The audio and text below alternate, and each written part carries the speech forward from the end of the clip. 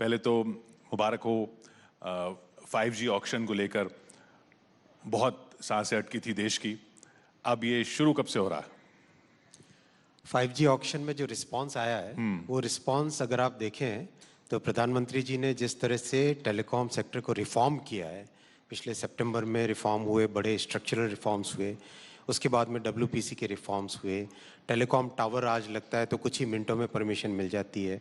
तो इन सब रिफॉर्म्स के कारण बहुत अच्छा रिस्पांस आया है और तुरंत कल ऑक्शन ख़त्म हुआ जी। आज ग्रुप ऑफ सेक्रेटरीज़ की मीटिंग भी कंप्लीट हो जाएगी। स्पेक्ट्रम एलोकेशन 10 या 11 तारीख तक कंप्लीट करेंगे और अक्टूबर में लॉन्च करने की तैयारी। अक्टूबर में फोन्स में आ जाएगा। अश्विनी जी के बारे में बहुत लोग नहीं जानते हैं, एक किस्से से कहानी बताते हैं आपके बारे में। काफी लोग नहीं जानते हैं, जब वो एंटी कोलिजन डिवाइस रेलवे का टेस्ट होना था, एंटी कोलिजन डिवाइस जिससे ताकि ट्रेनें आपस में टकराए ना, कवच, उसका टेस्ट करने के लिए 2 इंजन आमने सामने, दोनों में डिवाइस लगा हुआ, दोनों फुल स्पीड पे एक दूसरे की तरफ बढ़ रहे हैं और ये टेस्ट होना था कि ये इंजन टकराएंगे तो नहीं। एक इंजन में मंत्री जी खुद और दूसरे इंजन में रेलवे बोर्ड के चेयरमैन, ऐसे टेस्ट हुआ। आपको डर नहीं लगा? भारत में बनी हुई टेक्नोलॉजी पे हमें गर्व भी करना चाहिए, आत्मविश्वास भी रखना चाहिए और ये आत्मनिर्भर भारत का एक ऐसा एग्जाम्पल है। सारी दुनिया आज इस टेक्नोलॉजी को देख रही है।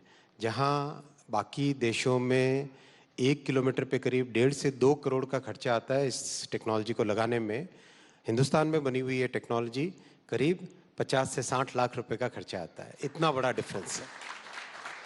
लेकिन मन में कुछ ख्याल तो आया होगा कि इसमें इंजन में बैठा हूं, ये इंजन की टेस्टिंग हो रही है, पहली बार टेस्टिंग हो रही है, दूसरी तरफ रेलवे बोर्ड के चेयरमैन है, इंजन टकरा गए तो?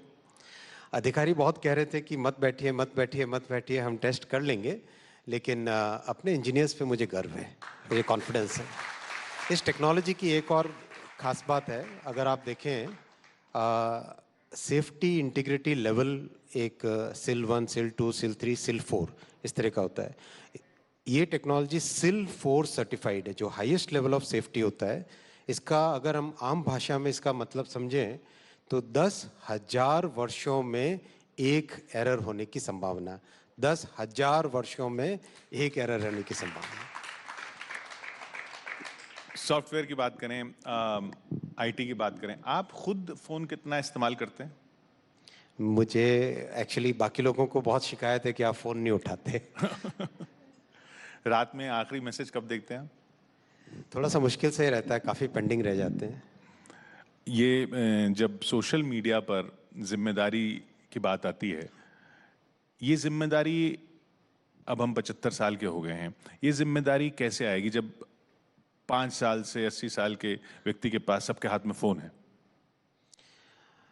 अगर हम प्री कोविड वर्ल्ड को देखें और आज की वर्ल्ड को देखें तो दोनों दुनिया में एक बहुत बड़ा डिफरेंस है। कोविड के दौरान डिजिटलाइजेशन जितना तेज़ी से आगे बढ़ा, करीब करीब हर सर्विस, चाहे एजुकेशन हो, हेल्थ केयर हो, एंटरटेनमेंट हो, OTT प्लेटफॉर्म्स मैच्योर हुए, एक totally new way of living has happened because of Covid. This change has brought in a totally new structure in the society, in the economy. आज हमें ज़रूर ये देखने की ज़रूरत है कि हमारा जितना रेगुलेटरी फ्रेमवर्क है, चाहे टेलीकॉम का फ्रेमवर्क हो, चाहे इंफॉर्मेशन टेक्नोलॉजी एक्ट हो, हर चीज़ को एक कॉम्प्रिहेंसिव फ्रेमवर्क में देखने की ज़रूरत है, जिससे कि इस दुनिया में जो इनोवेशन का इकोसिस्टम बना है उसके हिसाब से हम सारे अपने रेगुलेटरी स्ट्रक्चर को बनाए। उसमें सोशल मीडिया हो या सोशल मीडिया पे आप जैसे चैनल्स का जो मेहनत का काम है, जर्नलिस्ट का मेहनत का काम है, उनको प्रॉपर रेम्यूनरेशन मिलता है कि नहीं मिलता है, इन सब चीज़ों को बहुत ही एक कॉम्प्रिहेंसिव तरीके से देखने की ज़रूरत है। सोशल मीडिया अकाउंटेबिलिटी उसी फ्रेमवर्क का एक पार्ट है। रेलवे मंत्रालय जब आपको दिया गया तो रेलवे मंत्रालय, अब इन पिछले 75 सालों में जैसे देश चला है उसमें ऐसे ही था कि रेलवे मंत्रालय जब मिलता था तो मंत्री के पास लाइन लग जाती थी बाकी नेताओं की भी, हमारे यहाँ रुकवा दीजिए ट्रेन, हमारे यहाँ ट्रेन चलवा दीजिए, यहाँ लाइन डलवा दीजिए। वो रिक्वेस्ट अब भी आती हैं या इस सरकार में वो सब बंद है? रेलवे देखिए जन जन को टच करने वाला सेक्टर है। आज भी अगर हम देखें तो देश में 2.5 करोड़ पैसेंजर्स डेली रेलवे से यात्रा करते हैं। 800 करोड़ एनुअली रेलवे से यात्रा करते हैं। तो बहुत बड़ा फोकस है कि पैसेंजर्स का एक्सपीरियंस एकदम पूरी तरह से बदले। जैसे अगर आपने देखा आज रेलवे स्टेशंस कितने साफ़ हैं। 7-8 वर्षों में 8 वर्षों में जितनी मेहनत हुई है स्टेशंस पे, ट्रेन्स पे, सेफ्टी पे, पंक्चुअलिटी पे, एक टोटली न्यू एक्सपीरियंस लोगों का है। अब उस एक्सपीरियंस को एक नए लेवल पे लेके जाना है। करीब 46 स्टेशंस के वर्ल्ड क्लास बनाने के टेंडर हो चुके हैं। उनमें से कई टेंडर्स अवार्ड हो चुके हैं, कई जगह काम चालू हो गया है। नई वंदे भारत प्रधानमंत्री जी ने पहली वंदे 2019 में निकाली थी। उस वंदे का एक इम्प्रूव्ड वर्जन, नया वर्जन रेडी हो गया है। इसी अगस्त के आने वाले कुछ ही दिनों में वो भी निकलेगा। तो एक टोटली नया जो एक्सपीरियंस आ रहा है उससे एमपीज़ में, पब्लिक में, सब जगह से नेचुरली एक एक्साइटमेंट है। नेचुरली एक जो हमारा एस्पिरेशंस है उनके प्रति नई जागरूकता भी है। तो वो ज़रूर रिक्वेस्ट आते हैं और मैं उनका तहे दिल से स्वागत भी करता हूँ। 75 साल के भारत में वो सवाल पूछूं जो शायद पब्लिक आपसे पूछती हो या आप बोलती हो कि शायद वो अब होने वाला नहीं है या होगा या कब होगा, ये बुलेट ट्रेन आएगी? बुलेट का मैं आपसे रिक्वेस्ट करूंगा कि आप ज़रूर जाके देखें। ऑलमोस्ट 75 किलोमीटर्स के पिलर्स कास्ट हो चुके हैं। 8 नदियों पे जो ब्रिज बनने हैं उन ब्रिजेस में सिग्निफिकेंट प्रोग्रेस चल रही है। स्टेशंस पे काम चल रहा है। जितना तेजी से काम चल रहा है और टोटली नई टेक्नोलॉजी है काम करने की। और महाराष्ट्र में जैसे ही नई सरकार आई तुरंत उन्होंने परमिशन दिया और हमारी टीम ने भी दिन रात काम करके जिस दिन परमिशन मिली उसके 6वें दिन तक टेंडर भी इश्यू कर लिए। तो काम तेजी से हो रहा है और ज़रूर बहुत जल्दी भारत का ये जो सपना है बुलेट ट्रेन का, वो सपना पूरा होगा, 100% पूरा होगा। 5G का तो आपने बता दिया अक्टूबर में है, ये कब से उम्मीद करें? 2026 में पहला ट्रायल रन चलना चाहिए। 2026 में? यानी अगली सरकार तो है ही आपकी। जरूर 300 से भी ज्यादा। 300 से भी ज्यादा? पिछली बार से हाँ। डेफिनेटली ज्यादा। ये विश्वास जो है, सीटों की आपने बात करी दी, तो ये विश्वास मंत्री रहते हुए कैसे आता है? या डर नहीं लगता कि पार्टी के नेता इधर उधर सीटें बोल देते हैं, कैसे आएंगी और हमें डिलीवर तो हमें करना पड़ेगा, लोग तो हमसे पूछेंगे, आपसे रेलवे का पूछेंगे, आईटी का पूछेंगे, दूसरे मंत्रियों से पूछेंगे। देखिए, जिस तरह से प्रधानमंत्री श्री नरेंद्र मोदी जी ने देश का विश्वास जीता है, गरीब कल्याण, सेवा, सुशासन का एक जो नया एग्जाम्पल देश के सामने रखा है, जन जन के पास आज बिना किसी कटौती के चीज़ें पहुंचती है, बिना करप्शन के, बिना किसी घोटाले के काम इतना सही तरीके से होता है। तो आप देश के किसी भी कोने में चले जाओ, हर एकदम आप गरीब से गरीब परिवार में भी जाओगे तो लोग आशीर्वाद देते हैं मोदी जी को। वो जो बात है वो एक बहुत बड़ा फिनोमिनन है। वो फिनोमिनन जो विश्वास है, एक ग्रास रूट्स का विश्वास है, जन जन का विश्वास है मोदी जी पर, वो विश्वास सबसे बड़ी अगर कहें तो आज की राजनीति का सबसे बड़ा अकम्पलिशमेंट वो है। मंत्री जी, हमें मालूम है आपको निकलना है अगले कार्यक्रम के लिए, लेकिन सबसे अहम जो पड़ाव है आपके यहाँ आने का, वो अब अमृत रत्न। अमृत रत्न।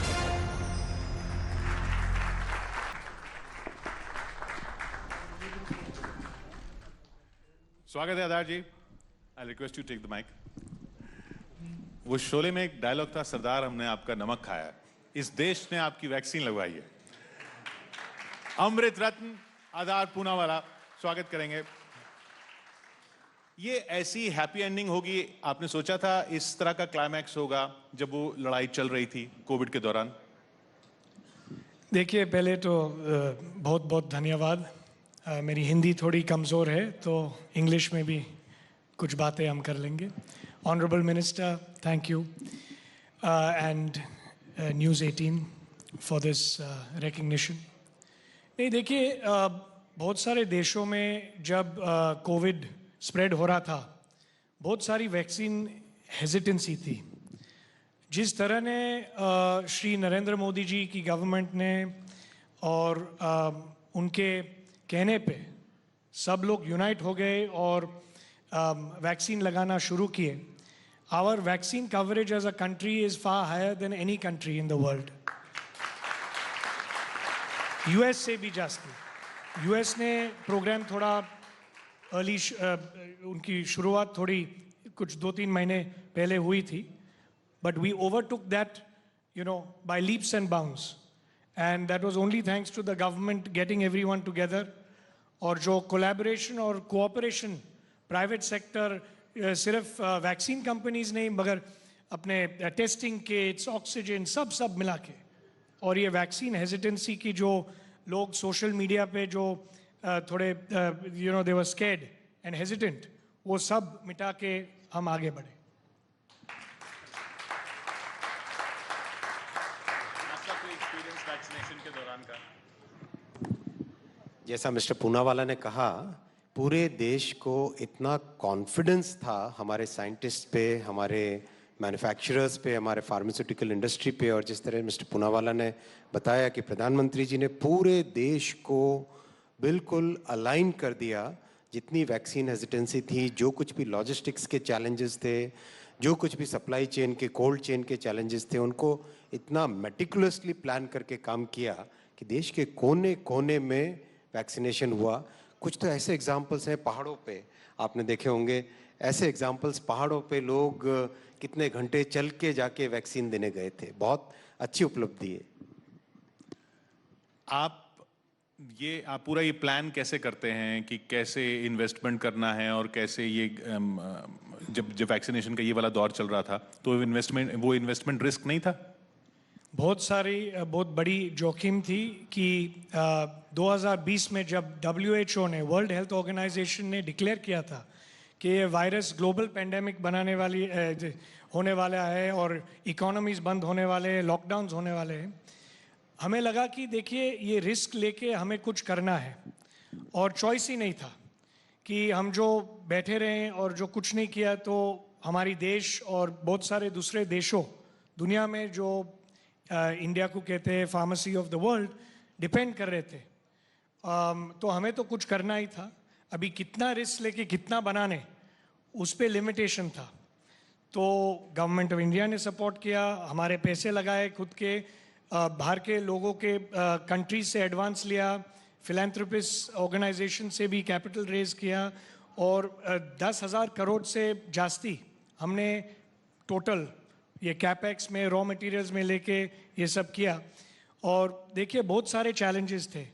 आपको शायद याद होगा कि हमने US को भी रिक्वेस्ट किया रॉ मटेरियल्स रिलीज करने, जो हमें वैक्सीन बनाने के लिए हमारी इंडस्ट्री को यहाँ मिल रहे नहीं थे. वो समय नो फ्लाई जोन था, you could not fly, equipment लाना, इंजीनियर्स लाने, वो बहुत सारे चैलेंजेस थे. लगभग हमने 1,000 लोग को एक्स्ट्रा काम पे लगा के ट्रेनिंग दिया. वो 2020 में के 2021 में हम ये एक्स्ट्रा कैपेसिटी मैनेज करके वैक्सीन बनाने. बहुत सारे चैलेंजेस थे. एक बिल्डिंग में आग भी लगी हुई थी, but we had to just keep moving forward. तो आखिर में कोई ऐसा मोमेंट आपको याद हो जिसने आपके चेहरे पर स्माइल ला दी उस दौर में? आई थिंक एवरी मंथ कुछ ना कुछ आइदर डिले या बैड न्यूज़ था, और एवरी मंथ जब हमें रिलीफ मिल रहा था, every month we would smile and enjoy the moment as it came along, and that's all we could do. So it was up and down every month. Thank you so much Azad Poonawala ji. Bansi ji को भी निकलना है. बहुत बहुत शुक्रिया. अश्विनी जी.